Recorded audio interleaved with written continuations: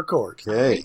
All right. Squiggles are swiggling. The cats are more or less settled in for the moment, and Silverbolt is within arm's reach. Squiggles are squiggling, and I'm not being subjected to any dog shenanigans at the moment. Silverbolt and his luscious lips are within arm's reach. Alright, hello, and welcome to Stasis Pod, the Transformers Rescue Bots Academy podcast. I'm Rob. I'm Jen. And I'm David. And today it is a giant spider invasion of savings here at Moe's Sporting Goods, because we are getting some monster savings. Yes. Saving money at Menards. Menards isn't real. It can't hurt you. I mean, of course, what this had me thinking of is, well, I guess later on we get a furniture commercial. I definitely thought of, have you seen those, like, weird Cleveland furniture commercials with that, like, weird, creepy guy? Oh, I'm not sure I have. I mean, that kind of describes Cleveland, but This sounds amazing. Actually, this sounds like something I was probably shown at some point 20 years ago and have since forgotten about. It was Norton Furniture, who apparently... Yeah, he's that guy with like a ponytail and glasses, and apparently he had like some sort of throat injury, so he always kind of talked in like a creepy whisper. Oh. Great. Did he consider getting someone else to read for his ads? Well, no, he was the guy who owned the furniture store. I guess, but like, Yeah. you can pay someone else to do voiceovers. I mean, I don't, are wacky local commercials still a thing? I feel that they've sort of they've been pushed out of. Yeah, I don't think they. I mean, unless you have UHF. Do UHF channels still exist? God, I don't even know what you could pick those up with anymore. Yeah. They're like the dark web. Well, I mean, there are... I know in my... So one night, as we know, I dabble in the dark arts. So one night I had hooked up an antenna to a TV I had gotten off Facebook for free that I was testing out. And the weather conditions were just right for me to pick up some stations that were further along the frequencies in the like 40s and 50s out of like Hagerstown, which is like 60 miles away. Which was good because it told me that if I get a better antenna, I could actually have more broadcast channels. But there are still some channels out there in those higher frequencies. Just be careful with that, because I'm pretty sure that's also how James Woods discovered Videodrome in the movie Videodrome. That's absolutely the kind of thing that I would end up discovering. The nonsense that I get up to. Look, I was very excited that the thrift store had one of those digital to analog converter boxes that they gave away when they transitioned the signals over. So I could hook it up to my CRTV, or my CRT TV, and hook it to the antenna, and I could watch Svengoolie, because one of the handful of broadcast channels I can pick up fairly reliably is MeTV. So that was pretty exciting. Maybe wacky local things have moved to like YouTube ads or TikToks or something. It's My favorite wacky local thing, which was less standard wacky local stuff and more like college town wacky local stuff, was in Columbus. There were a couple stores that were like right next to each other in the hipster neighborhood. And they would run ads on the local radio station, and they were like, one was a head shop, and it would just be like for Tommy Chong advertising his glass tobacco pipes, wink, wink, nudge, nudge. But the best one was that there was a sexual accessories shop that sold a lot of bondage stuff. So they had an ad that was someone talking in a German accent about how your partner needs punishing. And that was delightful to have come on the radio when I was driving around, like, friends from out of town. It would be like, what the entire book is on the radio. But it was just, what's called, like, The Garden, I think, is what that one. So, yeah. Just on the radio out of nowhere. Does your partner need to be punished?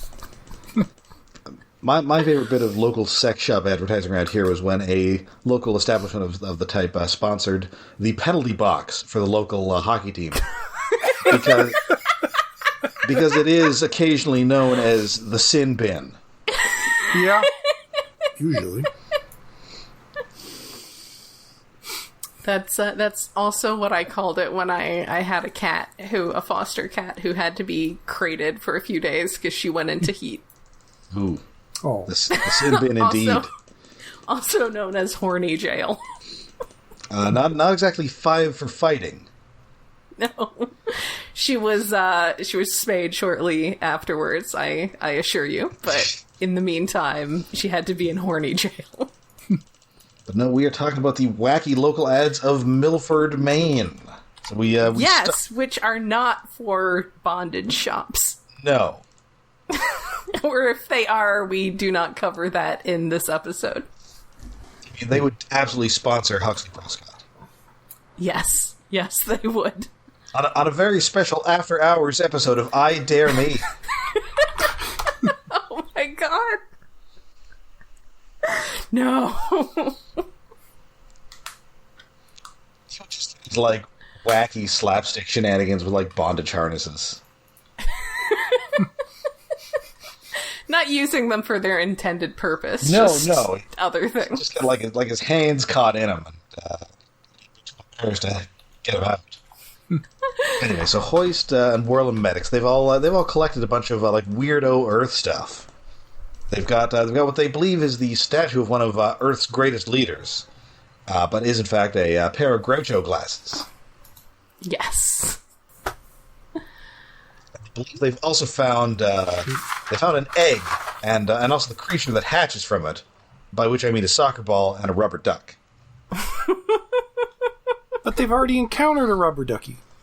Well, one of them has. Yes. And the rest also, of them have not. I suspect that the attention spans and memories of many of the rescue bots are probably akin to Jen's kittens. Yeah.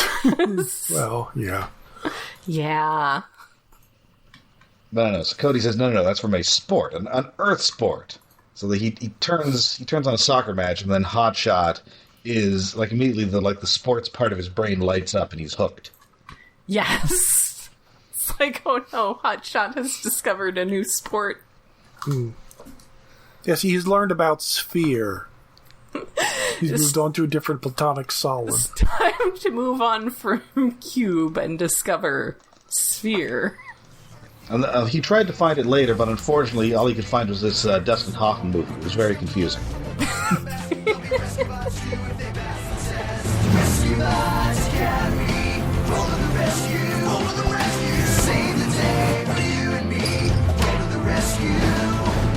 Hotshot, Whirl, Hoist, Medix, and Wedge. Their teamwork together will give them the edge. Rescue Bots Academy. Go to the rescue. Go, wow. And, Medix is not so much interested in the sports, but what he is transfixed by is a local commercial for Moe's Sporting Goods, in which Moe is terrified by an enormous monster, by which I mean a wacky waving inflatable tube man. Now, there was a moment there as they were departing to go introduce Hotshot to this new sport, where one of them asks if they need the ducky for that, and Cody says they don't need it just yet. And he looks at Hotshot. I'm like, okay, so he's gonna hang on to that ducky for when Hotshot does badly, and he needs it for emotional support. That definitely felt like both a callback and a possible questioning of Hotshot's ability to pick up on soccer. There is that. So Cody has to tell him that no, that's not an actual monster. It is, in fact, a comedic advertising item. It's a comedic dramatization for advertising purposes. And what I didn't realize is the wacky waving inflatable tube man was invented for the 1996 Olympics. Wow, that recently. Yeah, it was like an art installation. It was like the Zuzuvuela of... Except I guess that wasn't a invention. It was just a local... Yeah, that the rest of the world had discovered. It's like how everybody discovers curling every 4 years and then forgets it exists. Except in Canada, in which there's literally curling on TV right now. I'm not sure if it's curling season. I'm not sure if it's a rerun. It may just always be curling season. I'm not sure. There's just always curling on. Yeah, it's an important part of your national heritage. It is. I do not partake myself, but it's definitely a way for a bunch of like schlubby middle-aged Canadian guys to go to the Olympics. Yeah. Gotta be good at something. You'd think it'd be hockey, but... Well, I mean, we're also good at that. We're good at a bunch of winter things. Yeah. But curling is definitely the one that I feel that you can do it drunk, and you can probably do it pretty much as well as you could if you were sober. Yeah, I think having, like, a beer in you loosens you up enough to have a little better flow with a sport like that. Like, I'm really good at skee ball when I've had a beer in me. So we cut now to Grimlock, who is hilariously on desk duty. Oh my god! Why? Yes. Why did Hotshot... Also, okay, shouldn't he use his robot mode for keyboards and not his tiny T-Rex arms? You would think so. Well, unless maybe is it a human-sized keyboard? It's like his tiny arms might be better suited. I mean, for that yeah, thing. I guess his robot But then how does hands may be Heatwave too use it? 'Cause big. it's that office. It's odd. What? Did Heatwave just do this to be mean? I mean, it is Heatwave, so I'm going to say yes. Is Heatwave just like... Did he just get sick of something that Grimlock was doing, and he was like, here, I've got work for you? Yes, I have like dictation for you to do. It does kind of seem like a punishment. I do have to assume he really did think Grimlock would transform into robot mode. Maybe there's that. Maybe it just doesn't occur to Grimlock to transform into robot mode. I mean, I guess that my question is, does Rescue Bots Academy have a robot mode Grimlock model? It's a good question. I have to assume it. We have not seen it yet. We haven't seen it, so there probably isn't one. Although there's a toy, yes. So. But still, like, I don't know, maybe they could have come up with one. That seems like a thing that they should make if they're going to have a character that is a Transformer be on the show, but... I think the problem more is, like, his ability to see the keyboard than to type on it.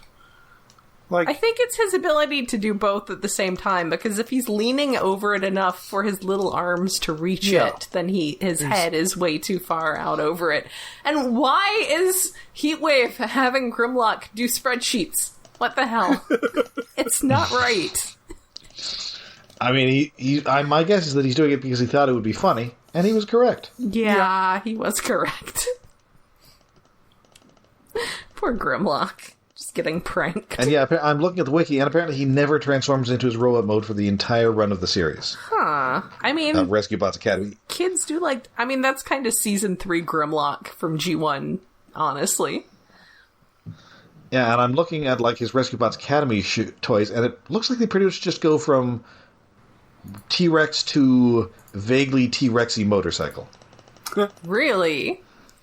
Yes. So it's not that he gets a robot mode, it's that the T-Rex is his robot mode and he gets a vehicle mode. So we've got some, like, robots in disguise Decepticon level stuff going on. Yes. Huh. Interesting.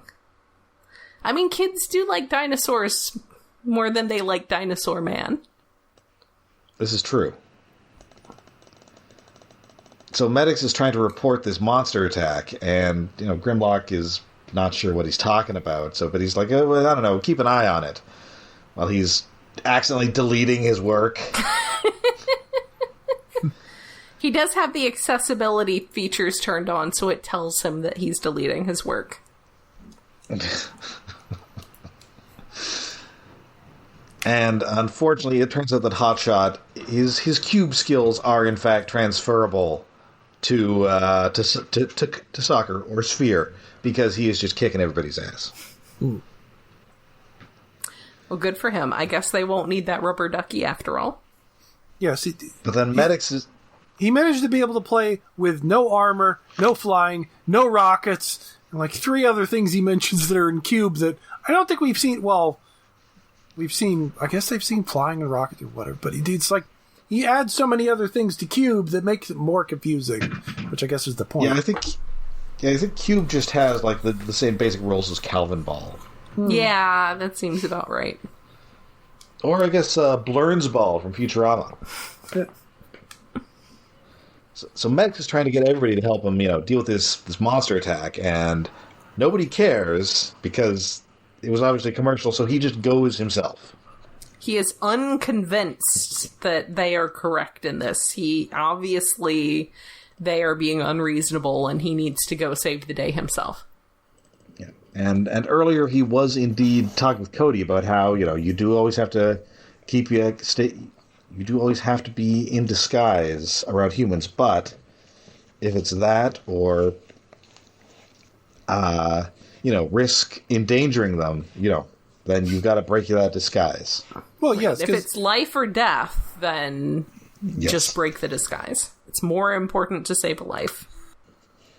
As the old saying goes, human life is more important than peace and justice. Yes. Oh. So do not take the advice of Kevin Costner from Man of Steel. No. Oh, God. I mean, in general, no. Yes. No, my boat. So he's there and sees the monster from the commercial, so he goes and hacks its arm off. Yeah. And it is indeed just a big balloon. It deflates, and also and he sees the fan, and he has regrets. And he's been spotted by a whole bunch of people, including Huxley Prescott. Yes. Yeah, which, Huxley's shown up before in the show, hasn't he? Yes, he has. Okay, because I didn't notice last time, but I think we mentioned it in the episode. It's like, wait, what? Because he just, everybody's voice has changed. He was in the Halloween episode. And his character model is slightly different. He's not as rail... he doesn't look quite as much like, Stephen Colbert. Yeah, Stephen Colbert. Yeah, he's a little chunkier, and he's definitely graying around the temples. Yeah. Well, he got older. And the voice is just it's Bobo Huxley Prescott. It's Temu Huxley Prescott. And he has a cameraman now. He's gone up in the world. He is now living in a house. He's got a cameraman. He's eating a little better. He's living in a camper van now. Yes. Yeah. House is a little too much. It's a nicer van. He's got to stay on the edge. Perhaps it's no longer by the river. Ooh. Well, he's moved to a different town, so yeah. And also, he's totally shocked by the presence of a giant robot, even though that does make it entirely confusing. Is this actually Huxley Prescott, or is this just, Milford's equivalent? Because that's the thing. I was like, is this Huxley Prescott for a minute, and then he was surprised by a robot, and I was like, oh, this must be Milford's equivalent Huxley Prescott. He was in the credits. The as wiki Huxley includes Prescott. him, so yeah, which makes it all the weirder. It would make more sense if, this was Milford's equivalent of Huxley Prescott. This is the Shelbyville Huxley Prescott. Yes. But it is Huxley Prescott, so yes, him being confused by robots and pointing it out is weird, although he's always chasing the story, but still... I mean, it's also possible that Huxley Prescott is very stupid. That is true, but you think his first thing would be I haven't met this robot before, and try to talk to him and interview him still, but... Maybe he's just surprised that they're in Milford. I guess? It's like when you run into somebody you know from work at Target. It's like, oh, right. I remember who you are. I mean, remember that the distance between Griffin Rock and Milford is... questionable? We're not even 100% sure it's in Maine. No. That's just how evidence is gone. Oh, there are palm trees. Yeah. Well, at least at their base, which presumably is it's the headaches. It's a lot. The headaches are back. It's a lot. Anyway. So the secret is out, and pretty soon this is making the Milford headlines. Like, robot monsters exist. Film at 11. Yes. So robot monsters, gorillas with diving masks on them. Yes. To think like the human, to feel, to love. Is this not in the plan? That's a design that I'm honestly surprised doesn't show up in cartoons more often. I mean, I guess does whoever made Robot Monster, is it possible that, like, his estate owns the concept of a gorilla man with a bubble helmet? Are they just litigious? Megamind. Oh, yeah. Oh, did that use a Robot Monster? Yes, effectively. It's like it's a fish tank instead of a helmet, but it's like got a gorilla body. Ah. It's a knockoff version. So I'm just surprised. Like, gorilla with robot head is such an easy reference to make. It does seem like something that would get referenced more, because the kinds of people making cartoons are the kinds of people who love that kind of thing. How was that sidekick called? Oh, I don't remember. Well, I get a picture anyway. So Huxley Prescott is just on, like, 24-hour news watch for the return of this robot to Moe's Sporting Goods. And so Cody is luckily on top of this, and he sends Medix and Grimlock out to enact a hilariously stilted advertising stunt in full view of the cameras, making Prescott berate his cameraman. Maybe that's why he had to use a drone before. Maybe he's mean to his cameramen. I mean, this is entirely possible. And also, the cameraman's very sort of hefty in this, which just made me think of the Courtney Cox's cameraman from Scream. Oh, yes. But I'm sorry, Huxley Prescott, you're no Gale Weathers. No. You're not even Gale Weathers with terrible bangs from Scream 3.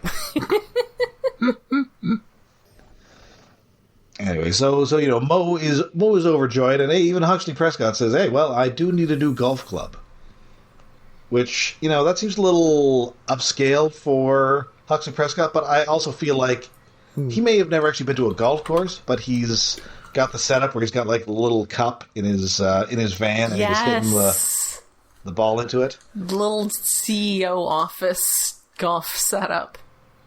Yes. I suspect he's never actually been on a golf course that didn't have, like, a windmill on it. Yeah. Poor guy. Also, I feel like Grimlock is used to this kind of thing. Since it's R.I.D. Grimlock, where they're constantly, like, getting caught by humans and having to pretend to be a movie crew or a promotional stunt or some other thing. Yeah, I mean, I'm sure people in Crown City are just wondering, when is that movie finally going to come out? I saw those ads for it. Yeah. With the dinosaur, it looked really cool.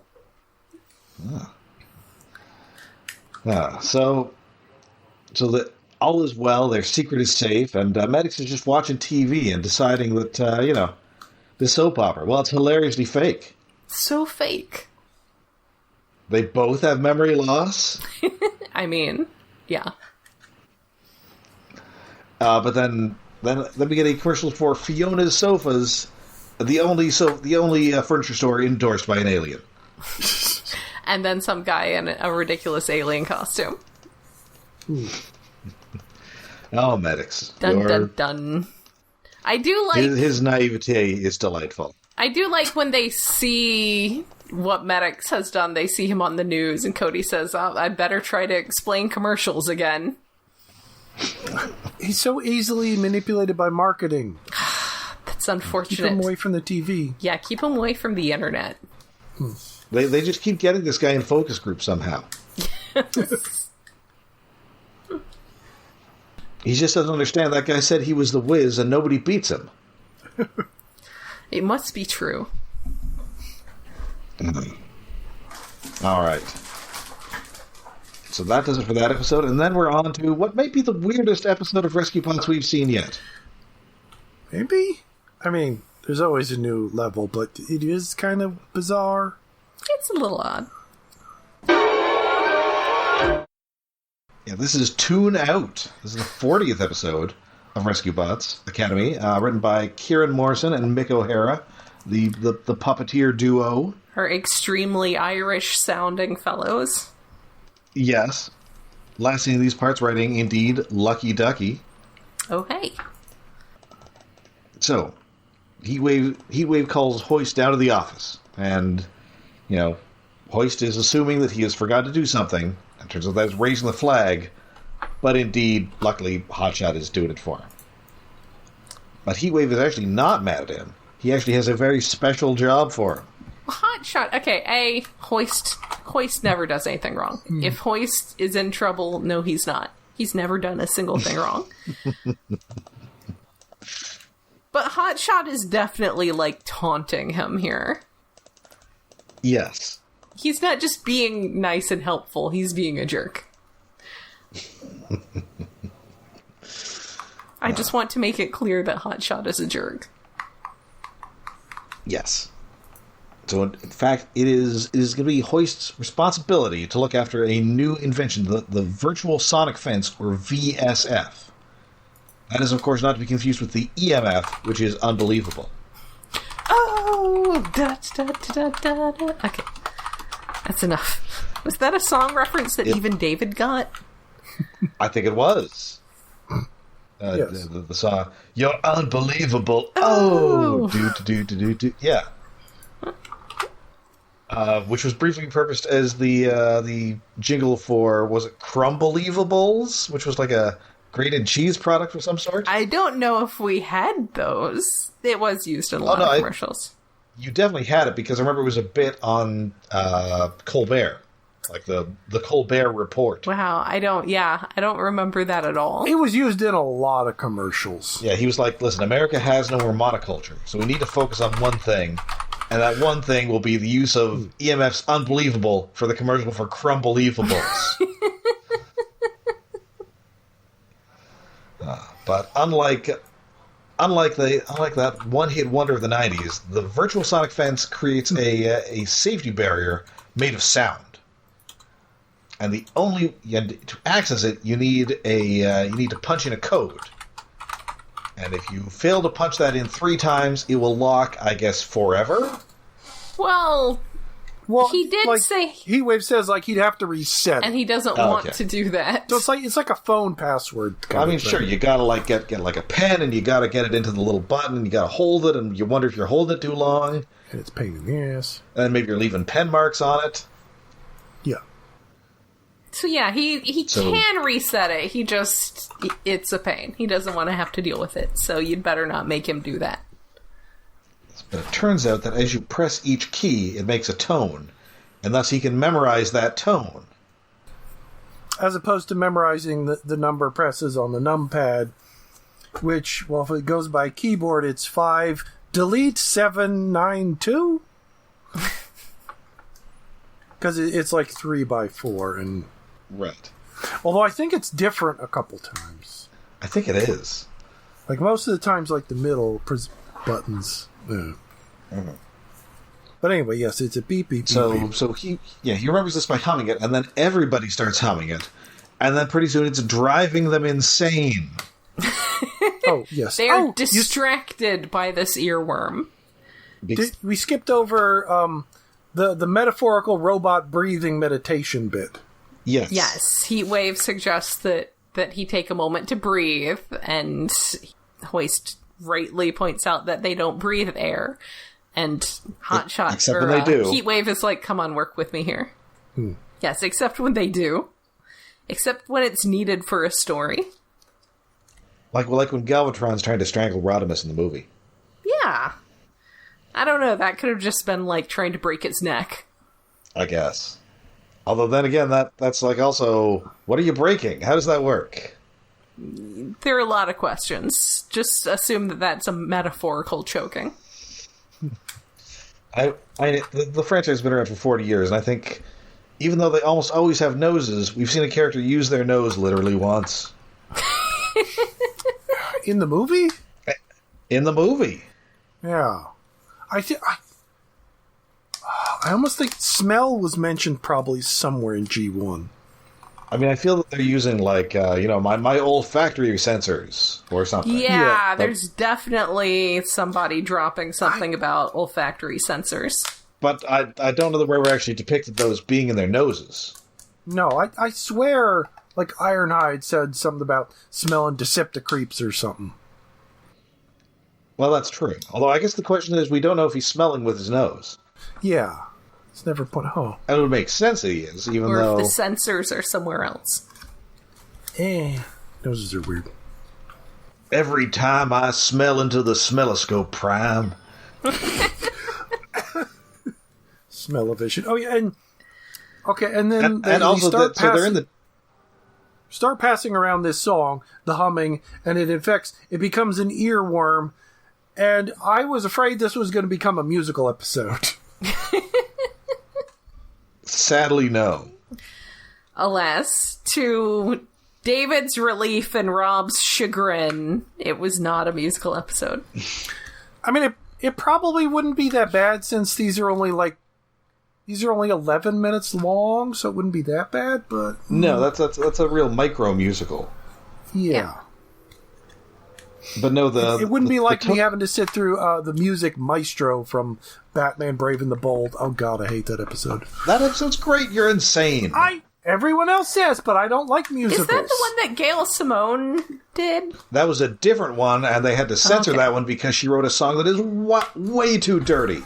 Yes. Oh, that one was fine because that was just one song in that episode, wasn't it? Or was that a whole musical too? Yeah, one musical number that is definitely about a litany of superhero dicks. Yes, which is fine. One song, in and out, that's fine, but a whole music maestro, no. One song about dicks is fine.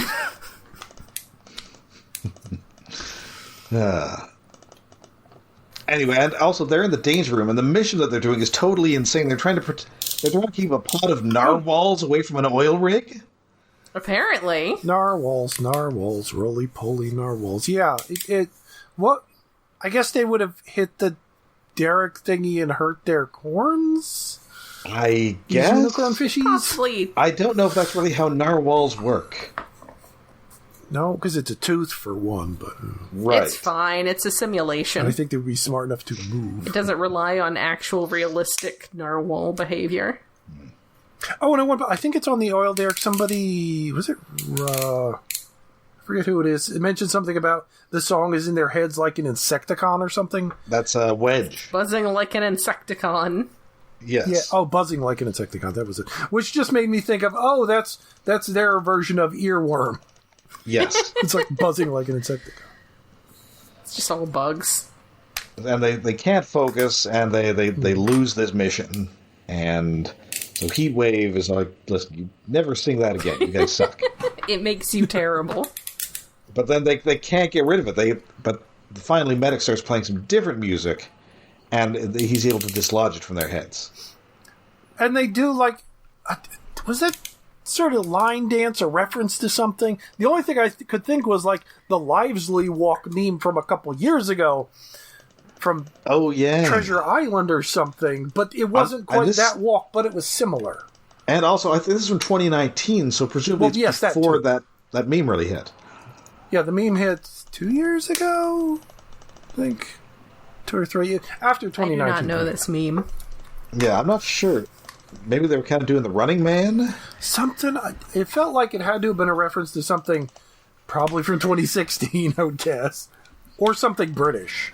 What I do know is that I learned in my teenage years that if you really need to clear an earworm, my go-to song, as much as I do enjoy it, but it is absolutely resistant to getting stuck in your head, is Smells Like Teen Spirit.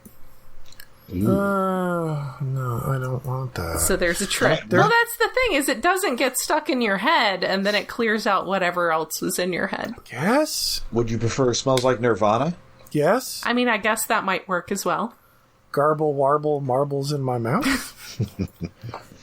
A song that wouldn't exist if it weren't for Victoria Jackson, somehow. Okay. So, I guess, you know, she was in UHF. Yes. Yeah. And so she was pals with Weird Al. And, you know, he'd been trying to get through to Nirvana to, you know, write a parody. Because he doesn't have to, but he likes to get permission from the original musician before he does the parody. Yes. And so they were performing on SNL. So he like called Victoria Jackson. It's like, hey, can you get Nirvana on the phone for me? Can you hook me up? And she did. And Cobain's only question was, well, is it going to be about food? Yes. And he said, no, it's about how. And he said, no, it's about how nobody can understand Nirvana. And Cobain said, okay, that's great. And he did it. I mean, it also, from the way I heard it, it did sound like Cobain would have also been excited that if it was about food. Yeah, and I think they found they released Cobain's diaries, and there was a passage in there about how he was very impressed with Weird Al's musicianship. Yeah. And like the Devo thing about So it's like how Chameleonaire was surprised by how well he rapped. Yeah. the Devo thing about how The dude can do any genre. how Dare to Be Stupid was exactly the song they had been trying to make all along. Yes. He out-Devo'd Devo. Mm-hmm. And so now the episode it heads out into a totally insane space mission. Yes. Yeah, so they... I mean, it's not the first time they've been into space, but it's a weird digression. It is... I do think that it's interesting seeing this universe where rescue bots just go off to other planets and help other groups, juxtaposed with IDW, where the rest of the galaxy is like, hell no. Cybertronians are like the trailer park that's on fire, and no one wants anything to do with them. So we're going to the planet Herbu. Yes, And where there's a we're bug-type Pokemon that's threatening these grass-type Pokemon. Oh my god, yes, that is such a Pokemon! The big beetle thing. I was thinking these Herbuvians, like if the California raisins were instead a product of like the National Potato Council. Yes! Yeah. Yeah, they're very potato people. Very potato. And there's like an 80s cartoon devoted to a lovable cast of potato people. Yes. Yeah, there's even an old withered one that looks like a yam. You got like a baby potato, you got like an adult potato, he's got like a little leaf goatee, and you got like an old man potato. We need more of these potato people. And the bug-type Pokemon who are harassing them. Wait, Hermes is Jamaican? I thought he was some kind of outer space potato man. But no, these guys are straight out of those characters from Cleveland. Yeah, the potato people are very like that. They do look like they're from an 80s cartoon. And yeah, they're being menaced by a Carknoid beetle. It's a Pokemon. Which is like... It's very Pokemon It is looking. like straight up some sort of like Pokemon bug centaur guy. Wait, let me get it. It's a centaur version of a Scizor. I love I was thinking Scizor. Scyther? Scizor is the metal evolved form of Scyther. Oh, okay. So I don't know any Pokemon outside of the first generation. I I had to look it up. I knew what it looked like, but I had to Google red beetle Pokemon. I have been instructed that I need to turn on voice chat on my Switch too, so that my nephew Will can ask me questions about Pokemon.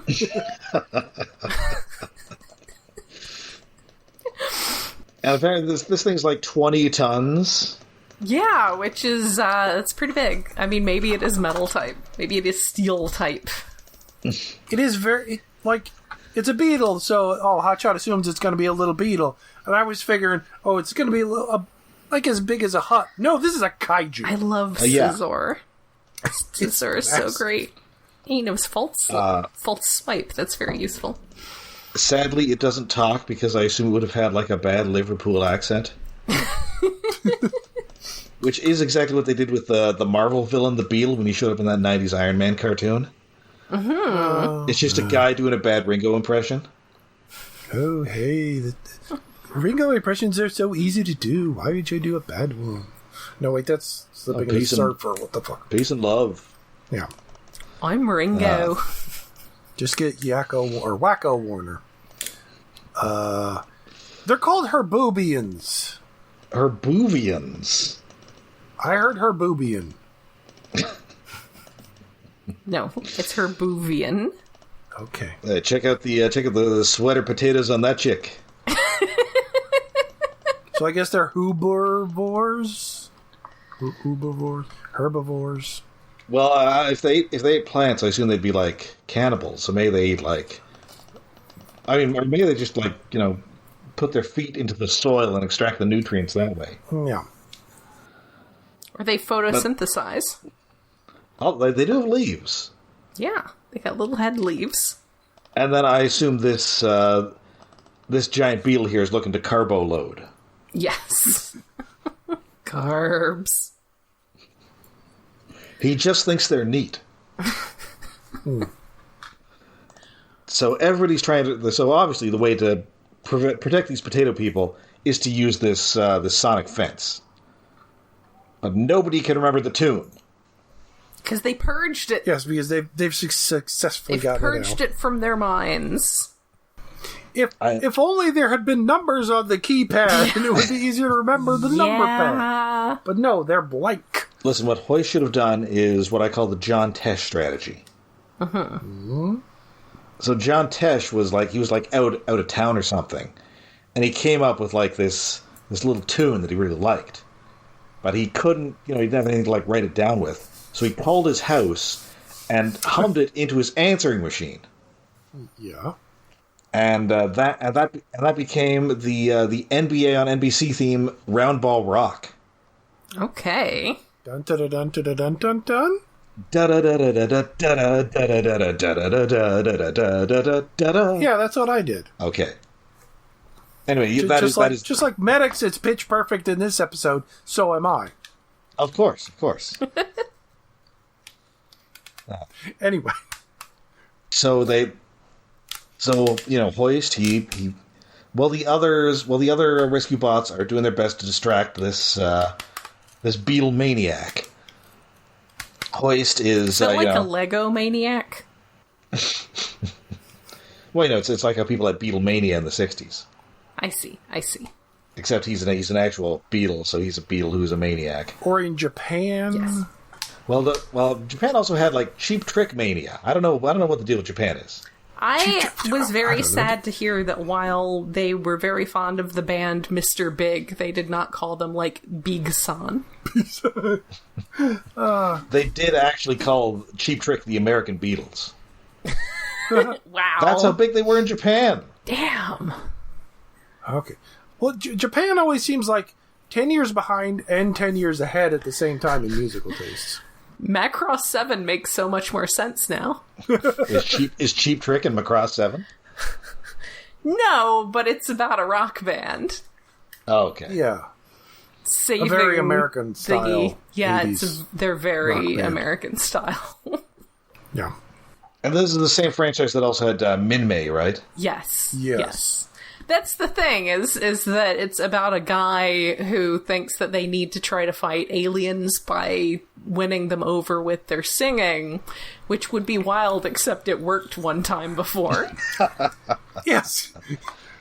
So this is a 2-nickel situation. Yes. So Hoist, he is finding his still point. He is taming the beast within to unleash the robot without, or however that went. Yes. Well, yeah, because they form a little circle and they all go into the white matrix zone. The white hot room. To remember the song. He's going to find the seeds of the future that are buried in the past. Well, they're buried with the potato people. Yeah. They are buried with the potato people. They're potato seeds. Oh man, these people harvest that green goop from beast machines. Ooh. Maybe Beast Machines takes place in the extremely distant future of the aligned continuity. And this is the origin of Cybertron. But it's a different Cybertron. Listen, that probably happens in some, Tekara timeline that was released on the back of a cereal box or something. Yes. I don't think they do that anymore. Also, because it would be way too wacky at this point. Then again, like the Legend of Zelda timelines keep trying to make sense out of those, and they do not work. Yeah, sometimes it's better to just leave well enough alone with that. I mean, otherwise, that princess just keeps getting kidnapped all the time. Presumably, it's different princesses that are, like, reincarnated. Well, it is, but it reincarnated, but also, like, descendants, and it's... So many of the games are prequels to previous games, like prequel after prequel after prequel. It's going all the way Wait, so back. not every game has the same Link and Zelda in it? Only 2 or 3, I think. I mean, Breath of the Wild and Tears of the Kingdom are direct. Yes, Breath of the Wild, Tears of the Kingdom, and Zelda 1 and Zelda 2 are direct sequels. I think there's only, like, one other pairing or something. So, like, the Ocarina of Time Link is a totally different Link? Oh, wait. Oh, Ocarina and Majora's Mask, those two follow each other. Oh. But they're unrelated to other ones. They're like prequels to the original Zelda. The Zelda timeline is confusing. I have only played a couple. Is this also true of, like, other Nintendo games? Is there, like, a whole, like, lineage of Marios? No, Mario is all Mario. That, I think, follows one after another. Although the newest Donkey Kong game is a prequel? Maybe? Sort of? Huh. Bonanza? Because, like, it has... Oh, is it Rosalind? Am I going to have to get that just because I have a Switch 2? Am I required to get all the big... But, like, the woman in that is, like, the woman that was in the original Donkey Kong. Pauline? Only she's a child... Yes, Pauline. Only she's a child in the new game. Okay. Not a grown so woman. Maybe it is... So it's a prequel? Unless it's a second, and it's her daughter's, I don't know. Maybe it's a reboot. Yes. Reboot of the Donkey Kong universe. Also, speaking of my Switch 2 and Donkey Kong, one of the earlier tracks in Mario Kart is the DK spaceport, and I have so many questions. Why does Donkey Kong have a spaceport, being the primary question? Listen, they still haven't figured out why he's a monkey named Donkey. I mean, okay, but that's a minor thing compared to why is he capable of Donkey Kong, interplanetary... He's the leader of travel. the Donkey Bunch and a space captain? He doesn't wear pants. He does wear a tie, though. Yeah. He does wear more clothes in the new game, like you can change outfits. I mean, I guess... Which just shows his previous shame of only wearing a tie. I guess just because you don't wear clothes on a daily basis doesn't mean you can't put on a spacesuit, but... No. I have so many questions. And, of course, I mean, we're aware that, you know, from Captain Simeon and the Space Monkeys, that there are monkeys suited for the rigors of space travel. Well, that is true. That is true. And I need to see if somebody's got, like, VHS rips of that up on archive.org or something to go with my Mighty Max downloads I got from there. Ooh. We haven't done Captain Simeon and the Space Monkeys yet, have No. we? We have not. That's got to be a stay tuned. Yeah. Yes, definitely. I love that show. Oh, you know we should do it. When? April. Yes. Anyway, so Hoist, he finds a still point. He remembers this tune and activates this fence, making this beetle run away. Yay! So Good we're job. all having a party with the potato people. It's going great until somebody pulls out a bottle of vodka and one of the guys realizes that it was made from his dad. Terrible faux pas. Also, they notice that the beetle runs away singing their little tune. Yeah. So they have passed this on even further. Yes. I have questions. I guess that they don't have the Prime Directive in this series, and yet they're doing that with Earth. It's like non-interference, but they're interfering with the potato people, unless they previously interfered with the potato people, and the potato people are okay with that. But we see pictures of the potato people. They never actually interacted with the potato people in this episode. Look, directly. if we are going to accept that Donkey Kong can personally have a spaceport, then we can accept that these potato people have independently achieved interplanetary travel. Also, I feel like this is Sure. a thing where, like, they had to save the potato people from the Decepticons, like, centuries ago. Could be. And they're just, like, friends with them. Right. They help out when they need. So Exactly. When they have, giant beetle problems. Yeah. They're like, hey, can you send some people? And they're like, we can send some rookies. Yeah, we can send our... Well, listen, B team might be a little generous. Yeah. How many letters does your alphabet have?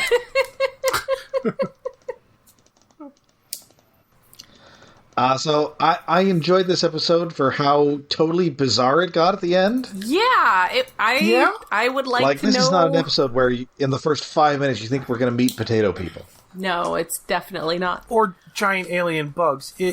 Normally it would be the entire episode. Heatwave is so mad. Heatwave was just so mad. Yes. But yes, it's an interesting little episode. I enjoyed it. I enjoyed the potato people. I enjoyed the bug-type Pokemon, possibly Bug Steel, which is an excellent combo, though I love anything paired with a Steel type. Yeah, this again feels like an episode that could have easily been stretched out to 20 minutes, a full-length episode. Yes, we definitely would have learned more about the potato people. Yeah, and there would have been more incidents with songs. Yes. There would have been, named potato people. Yes. Ah, yes, it is I, Yukon the First. And my son, Russet. We follow the lineage of Duncan, Idaho. God damn it. Come with us to the Spud Palace. The eyes Yeah, of our god watch everything. Oh, God.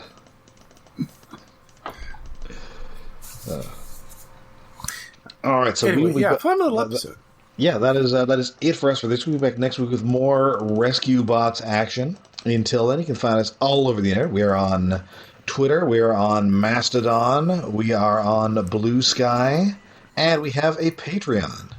Yes, we are hosted on iaconunderground.net, where we have a Patreon set up to help with hosting and other expenses at patreon.com/iaconunderground. For the month of July, we are going to be celebrating... We're doing Superman first, right? And then we're doing Fantastic Four next month. That's right. So That's right. So we are going to be visiting a series that Derek Wyatt worked on, the Legion of Superheroes cartoon, from the late aughts, which it's underrated. It's seriously underrated. It's a very good series. So we're going to the 30... Is it the 31st century? The 30th century? It's the 31st century. 31st century. 31st and a half century? No, it's just the 31st. Oh. No. Well, that makes me very angry. And then, yes, for August, we are going to watch Rob's Choice of Fantastic Four cartoons. Oh, listen, it is going to be clobbering time on your minds and your souls. Oh, no. There's some rough stuff out there. It's bad. It's real bad. You'll be saying, what a revolting development this is. It's gonna hurt. It's gonna hurt a lot. I'm going to be more of a mischievous scamp than that Yancey Street Gang. But if you join now for as little as $1 a month, you can also get our June episode and celebrate American fireworks season with Captain America: Brave New World. That's where right. we discuss way more of the 2008 Incredible Hulk movie than anyone expected going into this movie coming out. That's right. The required viewing for this, you don't really need the previous Cat movie so much, but definitely Incredible Hulk and Eternals for some reason. Yeah. Well, you have to know the ending of Eternals, not any of the rest of the movie. No, I mean, sadly, Druig is not just showing up for no reason. They crack the world's shell.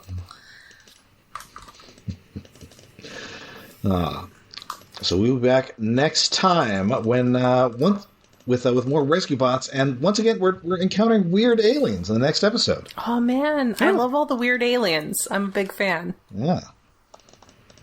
Oh, and you might be able to catch us at TFCon if this episode actually drops before that, which theoretically we will. Well, at least me. Jen is not available. Rob? I think I'm on dog sitting duty. Oh wow. My sister's going out of town. I got to look after her dog. Well, it sounds like you should have a dog with you at the convention. Oh. Maybe the dog can say hi to the convention cat.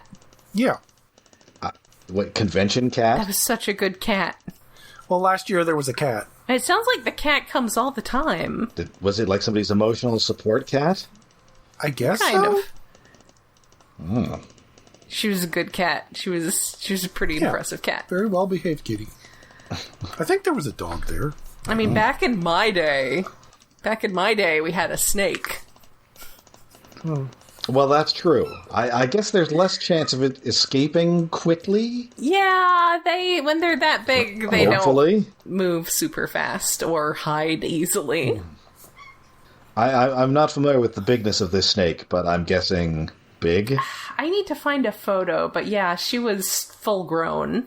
I've seen pictures and it's big. I forget what exactly she was, but it was in that large constrictor. It was she was like a constrictor sort. Boa or a python, something in that family, but I forget what type she was specifically.